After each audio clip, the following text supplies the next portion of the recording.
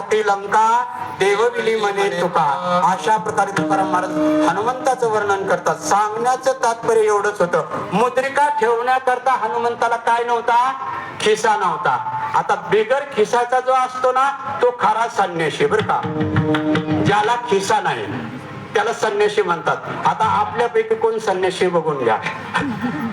प्रत्येकाला खिसा आहे. हनुमंताला खिसा नव्हता. मुद्रिका तर सुवर्ण मोलाची होती आणि राम नावाने मुद्रित केलेली ती मुद्रिका होती. ठेवायची कुठं, मुखामध्ये ठेवली, मुखामध्ये. आणि म्हणून काय होतंय, अगदी जे हनुमंत आहेत त्यांच्या मुखात सतत राम नाम, त्या मुद्रिकेने आणखीन भर पडली. आणि मग एक लक्षात ठेवा, ज्याच्या मुखात राम आहे ना त्याच्याकडे पुण्य भरपूर असतं आणि ज्याच्या मुखात ना राम नाही त्याच्याकडं बिन विचारता पाप जातं. नामाशी विनमुख हरी विना धावया न पावे कोण. आपण नाम न घेता बसलो, शांत बसलो. काय करत होतो महाराज, काय नाही, जरा शांत बसलो होतो. शांत बसलं की पाप येऊन बसतात डोक्यावर.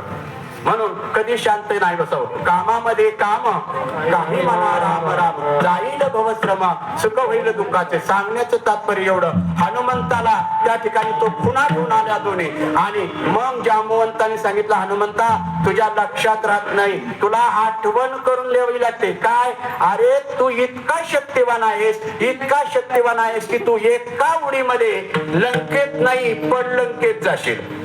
म्हणजे खरं अगदी हनुमंताला आठवण करून दिली आणि हनुमंताला स्फुरण झालं. मला सांगा, हनुमंताला कशाची आठवण केली, शक्तीची आठवण केली. आपल्या अंगात शक्ती आहे का, पण आपल्याला आठवण नाही करावं लागत, तेवढ्यावरच आपल्याला चिव येतो. असं आहे, कारण का आपल्या अंगात शक्ती कमी आणि आपण आधी पुढं उडी मारतो, पुढं उडी मारतो पण अलीकडेच पडते. तसा प्रकार आहे. म्हणून आधी हनुमंताला सांगितलं, अरे बाबा हनुमंता तुझा प्रताप काय सांगू, तुझा प्रताप, अरे तू प्रताप गहन.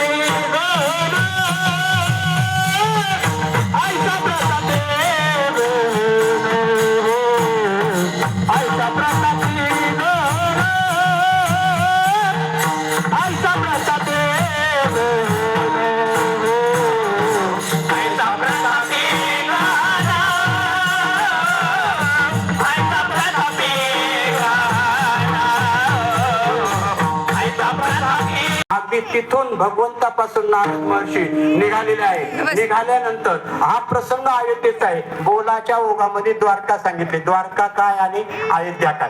अयोध्येमध्ये ज्या ठिकाणी हनुमंत होते त्या ठिकाणी नारद महर्षी आले आणि मग नारद महर्षीने सांगितलं, हनुमंता काय उपयोग नाही तुझा. म्हणजे काय झालं महर्षी, अरे तुझा उपयोगच नाही. तू किती भक्ती करतो देवाची, किती सेवा करतो, काही घेतो का, निष्काम प्रवृत्तीने तू भक्ती करतो, पण तुझा उपयोग नाही. का म्हणले, मी देवाकडे यादी बघितली भक्तांची आणि पहिल्यापासून शेवटपर्यंत एक नंबरला माझं नाव होतं असं हनुमंताला नारद महर्षीने सांगितलं. असू द्या, तुमचं नाव एक नंबरला होतं ना अगदी, पण मग मला काय म्हणायचंय, हनुमंता तुझं शेवटी तरी नाव पाहिजे होतं ना. अहो नसल माझं नाव शेवटी. म्हणजे असं कसं, इतकी भक्ती तू करतो. अगदी हसायला लागले, कारण नारद होते ते आणि नाचायला लागले हनुमंता पुढं. मग हनुमंतांनी सांगितले, नारद महर्षी तुम्हाला माहित नाही, देवाकडं दोन याद्या आहेत, दोन. आधी पहिलीची यादी तुम्हाला दाखवली, आत कपाटामध्ये ठेवलेली, तेव्हा कपाट नव्हती पण कपाटामध्ये ठेवलेली आहे. ती दुसरी जी यादी आहे ती भगवंताला विनंती करा आणि मागून घ्या. मग अगदी नारद महर्षी परत भगवंताकडे आले आणि भगवंताला सांगितलं, देवा असं कसं, तुम्ही एकच यादी दाखवली, दुसरी यादी तू कोवा मागितली नारदा, मी दुसरी पण यादी तुला दाखवतो. दुसरी यादी दाखवली प्रभू रामचंद्रांनी आणि ती यादी पाहिल्यानंतर तिच्यामध्ये पहिल्या प्रथम नाव कुणाचं होतं? हनुमंताचं नाव होतं. आणि मग नारद महर्षीचा चेहरा पडला. अगदी दुसऱ्याचं जर नाव असलं ना आपला चेहरा पडलाच पाहिजे. वैष्णव तो विदेगावरी माया, पण असला वैष्णव कारण का नारद महर्षी होते त्यांचा चेहरा पांढरा पडला. आणि मग मात्र नारद महर्षींनी विचारलं असा पंक्तीभेद का केला देवा? म्हणजे दोन प्रकारच्या याद्या. मग सांगितलं प्रभू रामाने, अरे पहिली जी यादी आहे ना त्यांना देव आवडतो, यांची पहिली यादी आहे आणि त्या पहिल्या यादीमध्ये तुझा नंबर आहे. आणि दुसरी यादी जी आहे मला जे भक्त आवडतात ना त्यांची यादी आहे. मग मला जे भक्त आवडतात त्यांच्यामध्ये पहिल्या प्रथम कुणाचं नाव आहे?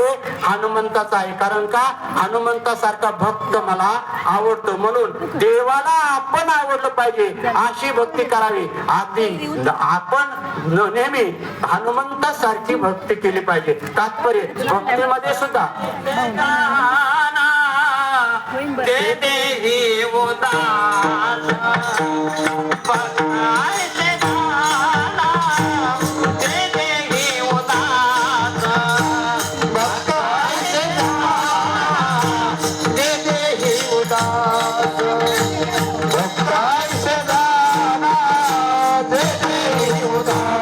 कुंभकर्ण गेला, इंद्रजित गेला, अगदी प्रथम सीताशुद्धी हनुमंत गेले, लंका दहन करून आख्याला मारलं. मारिला जम्मूमाळी, रावणाचा शस्त्र सासरा जम्मूमाळी मारलेला आहे. आणि प्रथम सीताशुद्धी हनुमंत गेले, लंका दहन करून आख्या मारिला जम्मूमाळी, भोनीत राहतला, आनंदाची गुढी घेऊन आणला. अगदी हनुमंतांनी जेवढं काम आधी केलेलं होतं राहिलेलं काम आता थोडं राहिलेलं होतं. अगदी सैन्याने 70-75% सैन्य रावणाचं खलास केलं. रावण चिंता करू लागला, आता काय करायचं? अगदी त्यावेळेस अगदी बंद कशामध्ये महालामध्ये मंडोदरीचे जवळ आणि रावण झोपलेला आहे. तुम्हाला सांगत होते नाथ रामाला शरण जा, सीता त्याच्या स्वाधीन करा, पण तुम्ही ऐकलं नाही.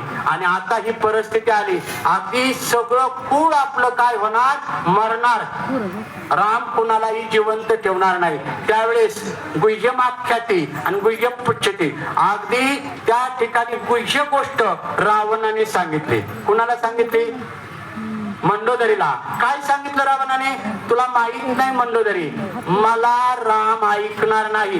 राम माझ्यापेक्षा भारी आहे, राम भगवंताचा अवतार आहे, पण तरी सुद्धा मी सीता चोरून आणली. का म्हणून आणली?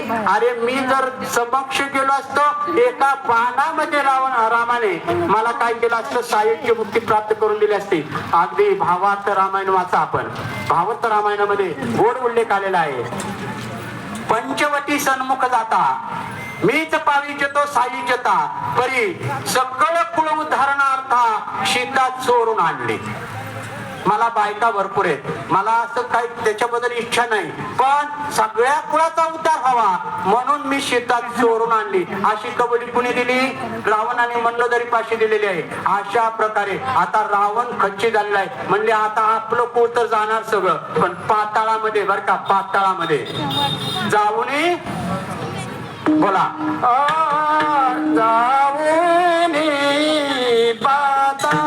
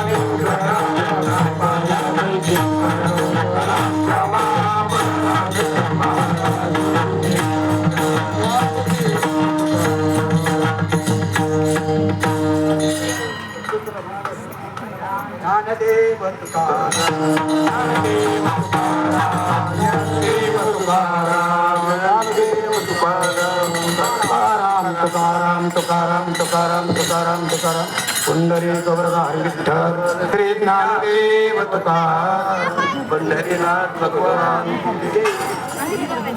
श्री सिद्धेश्वर